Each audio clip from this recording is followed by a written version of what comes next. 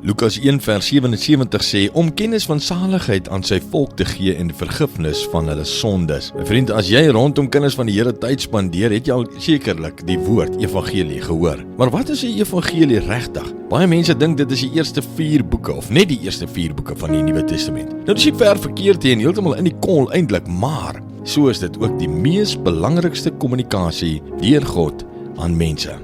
Sien, deur Jesus wat God die Seun is, ontvang ek en jy die openbaring van God se liefde en opoffering, sodat ons gered kan word van Vader se regverdige oordeel oor sondaars. So wat beteken dit regtig vir my en jou? Dit beteken God het jou lief.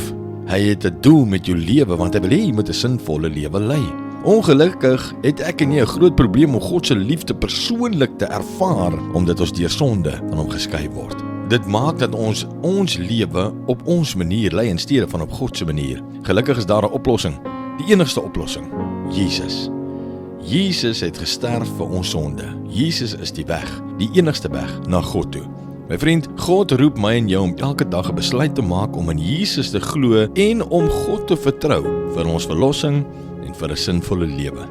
Dit is die evangelie. Appa Vader, baie dankie Here vir u volmaakte plan in ons as kinders van die Here se lewens. Dankie dat hy Jesus gestuur het om aan die kruis vir ons te sterf en dankie dat hy u woord gestuur het sodat ons gesond kan word. Dankie vir u amazing liefde vir elke persoon wat na hierdie boodskap luister vanmôre. Here, en is my gebed dat u elke persoon sal seën vanmôre in Jesus se naam.